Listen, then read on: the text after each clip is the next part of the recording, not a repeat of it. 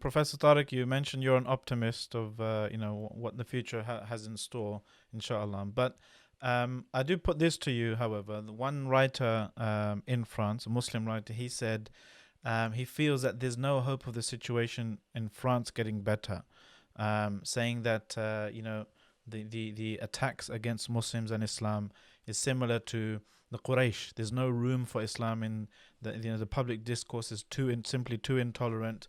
Muslims are, they're getting their masajid closed down and so on and so forth.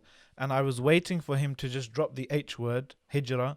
But instead, the way he phrased it, he said he's normally against the whole Hijrah narrative. And I'm assuming we'd agree here in this call. But he was saying maybe if Muslims were to seek political asylum in neighboring countries, would that put a global spotlight and an embarrassment for the French state when it comes to the international community?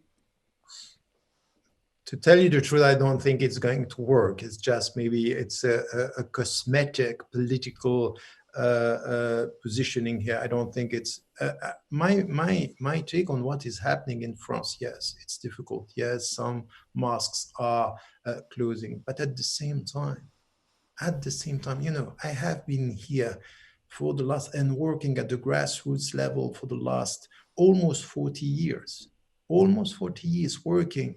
And I can tell you that things are moving, and I understand why they could be scared, because in fact, they are settling down. They are having more mosques. They have, organizations and schools. It's going to take time. It's going to be challenging, but it works. So I think that we have to be very cautious.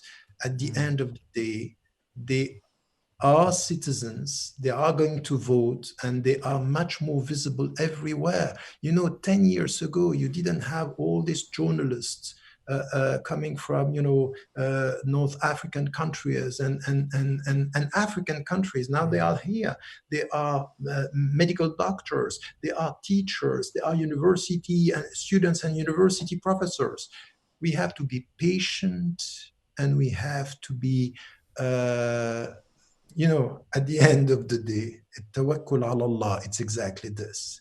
You should stop looking at the negative side of the picture. Have what was said by Yasir, it's very important, the historical dimension, the perception of time. You may lose the next election, you may face all this discussion, but at the end of the day, the French society will not do without the French Muslims. This is it. This is the reality of it. They cannot do without you. Now, be part of this society, and remember what I have been saying for 30 years. If you are a gift for a society, the people don't ask you where are you coming from.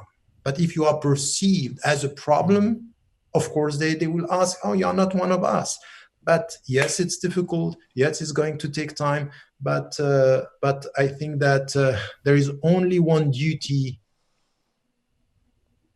Rely on God, stay here, and do your best. So again, with regards to the Hijrah issue, I mean, I have spoken about this in the American context, again, for the last 20 years, I've been saying the same thing, that generally speaking, those that are the most eager to make Hijrah, we need them the most, because they are the most dedicated to the faith in their own way, and they're going to be and those that have absolutely no idea or concern, generally speaking, we need them to increase their iman and whatnot. So the irony is there's an inverse relationship between that. But my position on this has been very consistent. Every family needs to decide on their own. But I think that it is not wise, or it's not proper to quote, let's say, one Sharisi, from Andalusian times, and then quote his fatwa and apply it in our context, because times have changed. It really is. We are living in a new, unprecedented era. And let's be honest here, some of the greatest, Muslim activities, or Muslim even, institutions, or even Muslim minds are living in the Western lands, right? The world is a very different place now. I mean, look at London is called the capital of, intellectual Islam or whatever, even though the word intellectual, anyway, let me just, I was a teaser joke here. But how many ulama, across the globe have migrated for political factors, social factors to Europe. How many great minds, how many dissident voices that are actually, maybe they might have some pros and some cons or whatnot.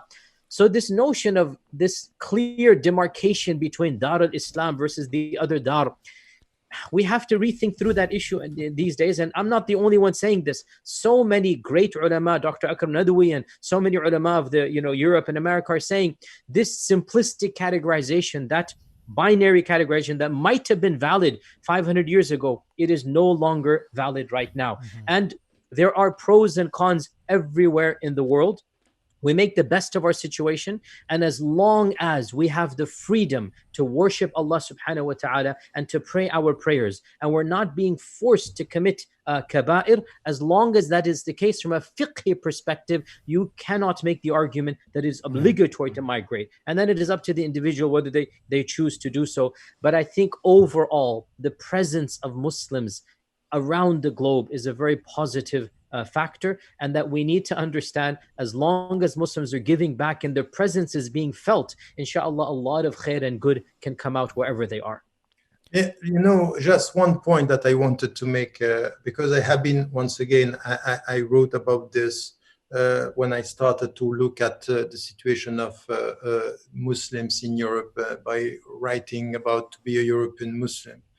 But I think that it's not, this binary vision. I agree, and I said this binary vision has nothing to do with the reality of the world. It's not only that we have to go beyond, we have now to understand that we have to go against it, because it's wrong. All the qualification, Daraqutni and all the ulama who are talking about what are the qualities and the characteristic of Dar al-Islam and Dar al-Harb, this was discussed by scholars. We have great scholars talking about this. For me today, what we have to understand that even for you and for me, sometimes it's easier to be to worship and to be a practicing Muslims. It's easier in Western countries than in Muslim majority countries.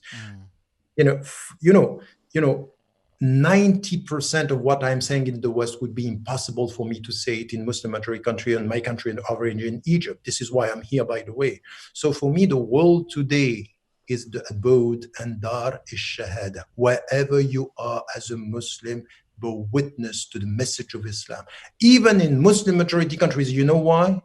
Because today, even some of our governments in Muslim majority countries are promoting Islamophobia.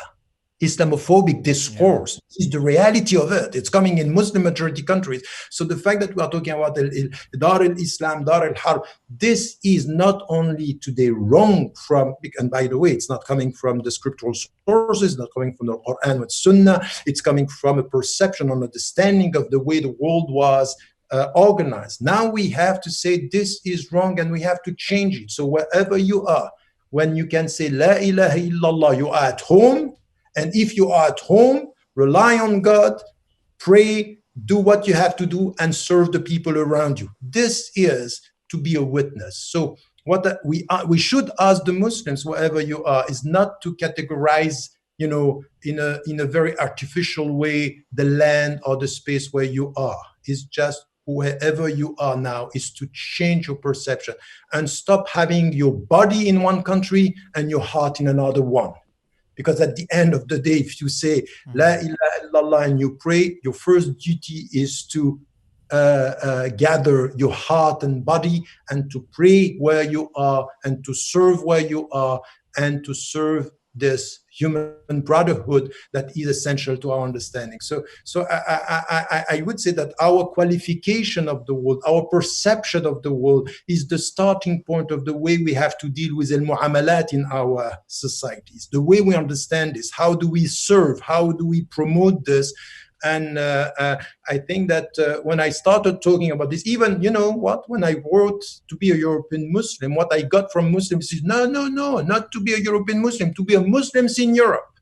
I'm sorry, take it right. Islam is a universal message, but it deals with diversity of cultures. So when you are a European Muslim, it means that you rely on the universal principles of Islam, understanding the European culture exactly the same as you do with the American culture. So that's very important, because the universality of Islam is not to neglect the cultures, but to take from cultures the best and to try to change what is bad. So al-amr bil ma'ruf wa nahy anil munkar from an Islamic perspective is wherever you are, you have the right to criticize the law of the land, even though you abide by the law of the land. You have the right to criticize the culture of the land, even though you deal with the culture of the land. You have to promote the best in the language of the land, even though you speak the language of the land. This is the positive presence of Muslim as a witness.